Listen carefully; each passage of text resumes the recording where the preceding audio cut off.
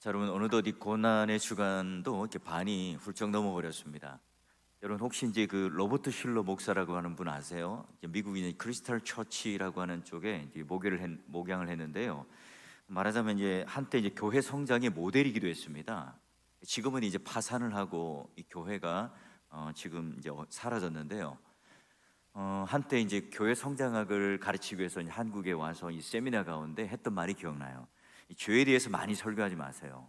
그리고요, 오히려 은혜에 대한 설교를 하시고 심판보다는 어떤 하나님의 용서에 대해서 많이 설교하십시오. 그래서 부정적인 것보다 긍정적인 것을 말해야 교회는 성장합니다. 교인들이 싫어하는 것, 교인들이 좋아하지 않는 것, 그걸 감추시고 교인들이 좋아하는 것, 교인들의 귀에 즐거워하고 당장 들어서 내가 마음에 기쁜 것을 많이 얘기할 때 교회가 성장합니다 했던 것을 기억이 나요. 근데 여러분, 이런 비성경적인 주장을 통해서 교회가 성장했어요. 교회가 부흥했습니다. 과연 그러면 그리스도를 드러내는 교회인가, 하나님 나라를 드러내는 교회인가 하는 이 반문에 우리가 정직하게 대답할 수 있을까요? 그렇죠. 여러분, 오늘날 하나님 앞에 우리가 어떻게 분명한 이 교회로, 또한 분명한 이 복음을 붙들고 살아갈 것인가, 늘 우리는 이 질문을 던져야 합니다. 자, 모든 인간은 죽는다 하는 것은 말할 수 없는, 반문할 수 없는 진리인 거죠. 자, 그렇다면 우리는 언젠가 죽을 건데 귀양 죽을 거죠. 품위 있게, 품격 있게, 고상하게 여러분 죽고 싶지 않습니까? 그렇죠. 우리 모두는 그런 바람이 있습니다. 그러나 우리는 우리가 스스로 죽음을 결정할 수 없어요. 우리 언제 죽을지, 또 어떻게 하나님께서 우리를 데려가실지 그건 하나님 손에만 달려 있어요. 그러니 오늘 우리는 우리 스스로가 죽음을 결정할 수는 없죠. 그러나 여러분, 예수님은 어때요? 죽을 권세도 있고 살릴 권세도 있습니다. 왜냐하면 예수님에는 바로 죽음과 생명의 권세를 가지신 분이기 때문에 그래요. 그러면 여러분, 예수님께서 이 땅 가운데 오셨을 때 만약에 자기 죽음을 얼마든지 결정할 수 있잖아요. 그렇다면 자기가 원하는 방식대로, 자기가 원하는 그런 시간과 때에 내가 너희들 죄를 사하노라 하고 여러분 고귀한 유서를 딱 쓰고요 자결할 수도 있잖아요. 또는 내가 너희 죄를 사했도다 라고 말을 하고요 심장마비가 와서 이렇게 죽을 수도 있고요. 또 어떤 자객이나 다른 사람에 의해서 여러분 테러를 당하고 목숨을 잃을 수도 있잖아요. 근데 그런 방법들이 많은데도 불구하고 왜 굳이 예수님께서는 십자가 형벌을 받으셔야 했냐? 이게 이제 우리 궁금증인 거예요. 자, 그러면 예수님께서 하늘의 모든 부여와 존귀와 영광을 버리고 이 땅에 오셨어요. 왜요?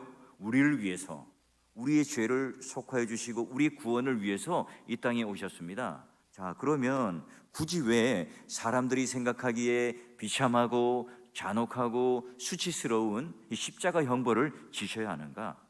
여러분, 이 처절한 이 십자가형은요 로마 시대 때만 있었던 게 아니에요. 뭐 그 이전에부터요, 뭐 고대 아프리카나 애굽 바사 오랜 고대 사회로부터 있어 왔던 게 십자가 형벌이었습니다. 그만큼 가장 극악무도한 대표적인 어떤 하나의 형이에요. 십자가형은요 너무나 고통스럽고 너무나 수치스럽기 때문에 로마인들에게는 함부로 주지 않았죠. 게다가 아주 진짜 극악무도한 죄인들에게만 주었고요. 그렇기 때문에 또 그 중에서도 신분이 좀 있으면 십자가형을 주지 않아요. 아주 낮은 신분, 또 본보기가 될 만한 그런 사람들만 십자가형을 취했어요. 나사렛 예수는요 바로 그 사람들이 생각했던 로마인들이나 그런 위선적인 종교 지도자들이 어떻게 생각했는가를 잘 알 수가 있죠. 자, 보통 이제 십자가에 달리면 어떤 고통을 당하고 어떤 아픔이 있는가, 뭐 탈진 또는 이 아픔 때문에 3일 넘기지 못한다잖아요. 절명을 하게 됩니다. 너무 이제 뭐 고통이 심할 경우에는 뭐 다리를 꺾는다든지 또는 창을 찌른다든지 해서 빨리 급소를 찔러서 이렇게 죽이기도 한대요. 그런데 뭐 이 시체가 뭐 부자라서 돈을 주고 다시 그 시체를 이제 뭐 돌려받을 수도 있지만 대부분이 그냥 달려서 이 새들이 와서 쪼아먹고 또 새들의 먹이로 내버려 두는 게 이제 일상적이었던 거예요.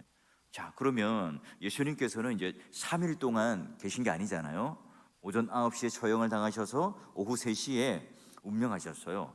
그럼 예수님께서 이 십자가에 겪으신 이 고통, 바로 예수님께서 모든 것을 다 이루셨다, 숨을 거두셨다, 이 한마디로 우리는 끝나지만 이 성경 이면에 있는 그 말할 수 없는 이 고통과 고난이 우리가 추측하고 상상할 수 없는 그런 고통과 고난이 있죠. 그러면 예수님께서 십자가에 달리셨고 어린 양 예수가, 메시아가, 우리를 위한 이 중보자가 이 처절하게 십자가에 못 박히셨다. 얼마나 이게 잔혹한가, 이걸 지금 다루고 싶진 않아요. 2004년도에 여러분 예수 그리스도의 순환이라고 하는 패션 오브 크라이스트라고 하는 그 멜 깁슨이라는 감독이 만든 영화가 있잖아요. 물론 그거는 이제 천주교 로마 가톨릭의 입장에서 그냥 고통만 극대화시킨 어떤 하나의 잔혹한 장면들이 너무너무 많아요. 여러분 그런 잔혹함을 보겠다면 그 영화 한 편 보시면 됩니다. 오늘 이 시간 새벽에 어떻게 십자가 형벌이 채찍을 맞고 살점이 뜯어져 나가고 피를 흘리고 목마름 속에 있었는가, 그걸 다루기보다는 이 십자가 이 잔혹한 형벌을 주어진 이 과정, 이 불법적인 이 재판의 과정을 통해서 우리에게 보여주고 싶어하는 게 뭘까 하는 거예요. 여러분 왜 굳이 이런 예수님께서는 이 불법적인 재판을 받아야 했을까요? 십자가형 언도를 받고 잔혹한 형벌을 받으셔야 했을까요? 예수님께서는 다 아셨죠? 다 아셨어요. 미리 예수님께서는 모든 이 사건들을 아시고 제자들에게 말씀하세요. 자, 먼저 우리가 이 공개적인 재판을 통해서 예수님께서 지금 우리들에게 말씀하고자 하는 첫 번째가 뭐냐면 예수님께서는 이제 진실하시고 참이시라는 거예요. 자, 보면 보라, 우리가 예루살렘으로 올라가는데 내가 대제사장들과 서기관들에 먼저 넘겨지게 되고 그 이전에는 이제 가룟 유다에게 넘겨지겠죠. 그들이 나를 죽이기로 결의하지만 그들이 나를 죽이지 못하고 이방인들 로마인들에게 넘겨주고 그들이 나를 조롱하고 채찍질하고 십자가에 못 박히게 할 것이고 내가 제3일에 살아날 거다. 예수님은 이 가룟 유다로부터 넘겨지고 그리고 군병들로부터 다시 받고 서기관 대제사장들로부터 이제 산헤드린, 이 불법적인 그러나 최고 이글기관이었던 산헤드린 공의회에서 이제 그들을 죽이기로 결정했다는 것을 아시고요. 결국은 이제 그들이 직접 사람들을 죽이는 사형 제도를 할 수 없었잖아요. 그래서 이방인들, 바로 이제 로마인 빌라도에게 넘겨버려요. 그리고 그들이 예수님을 조롱하고 예수님을 채찍질하고 예수님께 모욕을 주고 십자가 가운데 돌아가시게 되는 그 사건, 이걸 미리 아시고 어떻게 했다고요? 제자들에게 미리 말씀하여 주셨어요. 자, 그러니 여러분 예수님께서는 앞으로 닥칠 일에 대해서 정확하게 알고 계시고 미리 말씀하여 주세요. 그러니 오늘 예수님께서 하셨던 모든 말씀들은 뭡니까? 참이에요. 진리예요. 그렇다면 예수께서 끝에 19절 끝에 붙이신 것처럼 내가 제3일에 살아나리라, 이 말씀도 여러분 성취되었죠. 분명히 참이에요. 자, 그러면 첫 번째는 뭐라고요? 예수님께서 이제 십자가 이 언약을 딱 성취함으로 말미암아 예수님께서 하셨던 이 모든 말씀들은 다 진리다, 참이다, 진짜다 하는 것을 이 잔혹한 십자가 형벌 과정 중에, 재판 과정 중에 공개적으로 드러내신 거예요. 와, 예수님은 진짜구나, 예수님의 말씀은 진리구나 하는 것을 알게 돼요. 자, 두 번째는요 뭐냐면 바로 재판을 통해서 예수님의 죄명이 뭐였어요? 예수님 머리에다가 죄패를 딱 썼는데 뭐라고 썼던 거죠? 자, 보시면 그 머리 위에 있는데 이 죄패가 유대인의 왕 예수라 했어요. 여러분 예수님은 실제로 유대의 왕으로 오셨잖아요. 다윗의 혈통으로 예수님은 오셨어요. 유대인의 실제 왕입니다. 그런데 아이러니하게도 그분이 십자가에 매달려 죽어야 하는 이 죄명이 된 거예요. 진짜 유대인의 왕인데 그 유대인의 왕이라는 죄명 때문에, 그것 때문에 지금 예수님께서는 십자가 형벌을 받습니다. 근데 여러분 대제사장들과 서기관들은요 이 죄패가 마음에 들지 않아요. 왜냐하면 빌라도가 그 로마인들이, 이방인들이 와, 저분은 정말 유대인의 왕이구나 이렇게 인정해 준 것처럼 느껴지잖아요. 자칭 유대인의 왕이라 이렇게 쓰라고 그 사람들에게 압박을 해요. 그러나 그렇게 하지 않죠. 여러분, 예수 그리스도께서 이 공개 재판을 통해서 잔혹한 십자가 형벌을 통해서 뭘 드러낸다고요? 예수님의 신분을 드러내요. 예수님이 누구라고요? 이스라엘의 진짜 왕이라는 거예요. 다윗도 솔로몬도 수많은 그런 남유다의 왕들도 바로 예수 그리스도를 예표하는 하나의 지나가는 그림자였고, 진짜 실제로 이스라엘의 왕이 나셨는데 바로 그 십자가를 통해서 그 잔혹한 형벌 가운데, 죄패 가운데 쓰여져서 와, 그분이 진짜 왕이구나 하는 것을 알게 됩니다. 믿음의 동역자 여러분, 십자가를 통해서 자꾸 우리는 이 고난에 동참하고 이 아픔과 그런 어떤 극기와 어떤 혐오와 수치, 여러분 이런 것만 우리가 묵상해서는 안 됩니다. 뭐라고요? 예수님께서는 참 진리이시고 진짜이시구나. 더 중요한 것, 예수님께서는 유대인의, 오늘 우리 믿는 백성의 진짜 왕이구나. 여러분, 이걸 깨달을 때 이 고난 주간의 참된 의미를 알 수 있거든요. 실제로 여러분, 우리 인생 가운데, 우리 모든 삶 가운데 예수 그리스도를 진리라고 고백하며 참된 내 인생의 왕이라고 고백할 수 있는 그런 고난 주간 가운데 큰 능력과 큰 깨달음과 큰 그런 하나님의 역사가 여러분 심령 가운데 드러나고 또한 넘쳐나기를 주의 이름으로 축원합니다. 자, 마지막 이제 세 번째, 이런 공개 재판과 함께 십자가형을 딱 소형당하심으로 말미암아 우리가 알 수 있는 게 뭐냐면, 세 번째는요, 중요합니다. 예수님께서 우리 죄를 담당하셨다는 거예요. 자, 우리 같이 한번 성경 한번 읽어볼까요? 읽습니다. 시작. 이와 같이 그리스도도 많은 사람의 죄를 담당하시려고 단번에 들이신 바 되셨고, 아멘. 와, 많은 사람들의 죄, 그냥 소수의 사람이 아니에요. 많은 사람의 죄를, 여기 이제 원래는 이제 복수로 죄들인데, 죄를 담당하시려고 한 번에, 영단번에 들이신 바 되었다. 자, 예수님께서 이제 재판을 받으시고요, 그 재판 가운데 공개적으로 드러내는 게 뭐예요? 우리의 죄를 담당하셨다. 지금 예수님께서 지금 재판을 받고 있고 또 십자가의 잔혹한 형벌을 받는데 우리의 죄를 담당하셨다. 이게 무슨 말일까요? 자, 여러분 한번 재판 과정을 한번 상상해 봅시다. 빌라도가 물어요. 야, 그리스도 하는 이 예수가 무슨 죄를 지었느냐? 사람들에게 묻습니다. 군중들이 말하죠. 십자가에 못 박혀야 합니다. 뭐 어떤 죄명이 있고 무엇가 잘못했다 이렇게 말을 하지 않아요. 그냥 무조건 십자가에 못 박아야 합니다 외쳐요. 빌라도가 묻죠. 아니 무슨 악한 일을 행했냐고. 재판장으로 볼 때에 이 빌라도도 객관적으로 예수가 어떤 죄를 지었는가, 이 십자가에 못 박는 사형, 그 정도까지로의 죄가 발견되지 않는 거예요. 약점을 찾을 수 없죠. 그럼에도 불구하고 백성들은 계속 소리를 지르게 됩니다.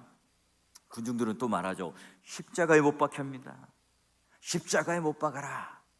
빌라도는 물을 가져오기 위해서 손을 씻고, 야, 나 여기와는 무관해. 이 모든 죄는 너희들이 다 받아 하고 여러분 끝내요. 이 사람의 피에 대해서 나는 무죄하다. 너희가 다 당해라. 결국 뭐예요? 예수님께서 어디 그냥 자결을 하거나 어디 으슥한 곳에 이제 테러를 당하거나 죽지 않으시고 공개 재판을 통해서 또 모든 사람들이 보는 데서 너무나 잔혹하고 수치스러운 십자가 형벌을 당하셔야 했던 이유가 뭐라고요? 이 과정 속에 와, 예수님은 죄가 없으시구나. 왜 죽나? 왜 죽으시나? 왜 십자가에 지금 못 박히시는 거야? 우리 죄를 친히 담당하시기 위하여 그러는구나. 우리 죄 때문이구나. 이걸 깨달아요. 그러니 여러분, 우리가 십자가에 못 박히신 예수를 보지만 결국 누구를 봅니까? 나를 봐요. 전혀 가망성 없는 나를 보게 되죠. 나를 발견하게 됩니다. 우리가 정직하게 예수 그리스도 십자가를 통과하고 그 앞에 있다 하면요, 절대로 우리는요 교만할 수 없어요. 자랑할 게 없죠. 나를 바라봐요. 자, 여러분 한 예가 있죠. 자, 마지막 십자가에 달릴 때 두 명의 제수가 함께 있었어요. 그중에 여러분 그 밀란이 일어나고 또 소요가 일어나고 할 수 있기 때문에 명절 때 그 한 사람 정도는 풀어줄 수 있는 하나의 그런 뭐 은혜가 있었잖아요. 그때 여러분 누굴 놓아주라고 그래요? 바라바를 놓아줘라 해요. 근데 여러분 그 바라바 그 대신하여 누가 그럼 십자가에 죽으세요? 예수님요. 십자가에 자신이 돌아가시고 이 바라바, 이 죄인이었던 사형수였던 그가 살아나게 돼요. 여러분, 상징적인 사건이죠. 예수를 넘겨주고 예수가 죽으시고 바라바가 살아나고 바라바가 풀려납니다. 그게 바로 지금 이 십자가의 아이러니인 거예요. 여러분, 예수님께서 그러면 이 재판을 받으심으로 뭐가 나타납니까? 왜 유대인의 왕인데 그분이 죽으셔야 하는가? 왜 그분이 우리 죄를 담당하는가? 왜 그분이 참 진리인가? 자, 여러분, 간단한 신학적 용어가 필요해요. 여러분, 혹시 이제 속량이라는 단어 들어보셨죠? 이건요, 시장에서 쓰는 용어예요. 무슨 의미냐? 물건을 파고 살 때 돈을 지불하고 그 돈에 대한 영수증을 주고 그 값을 치르는 걸 뭐라냐면 속량이라고 해요. 자, 그래요. 예수님께서는 우리를 사셨는데 우리를 대신 그 마귀의 손에 묶여 있고 사탄의 손에 묶여 있는데 그 값을 치르고 이제 그거 줘 하고 사와요.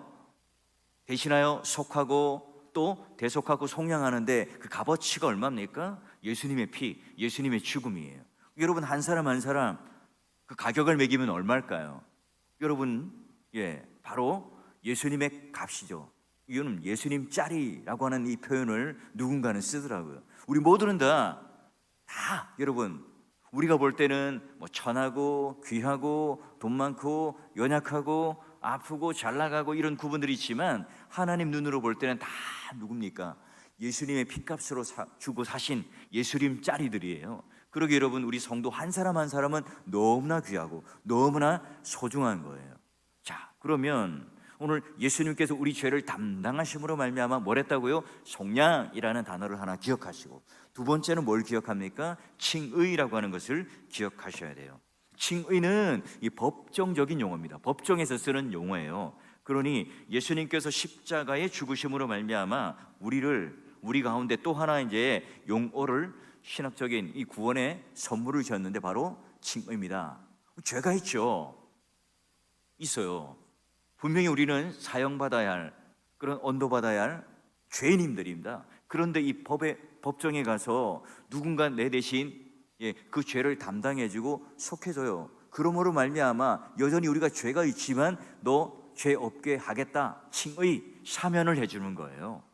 그게 뭐예요? 법정적 칭의라고 해요. 칭의라고 하는 단어가 바로 우리를 바라볼 때 의롭게 봐주신다, 통과하게 해주신다 하는 의미가 있어요. 예수님께서 지금 이 재판을 통과하고 십자가, 이 잔혹한 십자가의 형벌을 받으심으로 말미암아 굉장히 중요한 것, 우리 죄를 담당하시는데 양면적이죠.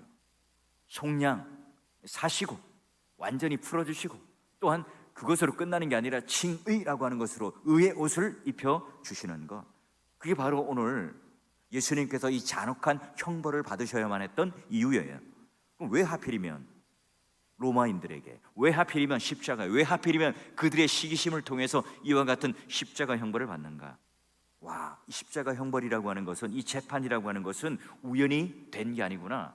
그 대제사장, 서기관들, 그 앞서 가룟 유다의 그런 계획에 의해서 성취된 것이 아니라 로마인 빌라도의 그런 재판 가운데 선고를 통해서 완성된 게 아니라 누구예요? 하나님께서 주도적으로 이 모든 것들을 이끌어 가시고 이미 구약에 예언하셨고 약속하셨고 이것들이 성취된 것. 그러니 여러분, 때가 참에, 갈라디아서 보면 때가 참에 하나님이 그 아들을 보내서 여기에 나게 하시고 율법 아래 나게 하신 것은 하나님의 때, 하나님의 방법으로 그 아들을 이 땅 가운데 보내세요. 그래서 하나님의 때의 완전함을 이루시죠. 십자가도 마찬가지입니다.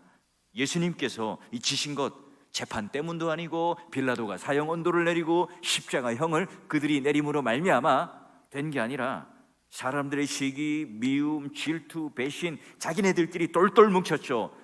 평소에 그들은 다 적들이었습니다. 서로를 막 손가락질하고 서로를 못 잡아먹어서 안달이었던 정치적인 정적들이었어요. 그런데 십자가 앞에서 모두가 다 하나가 됩니다.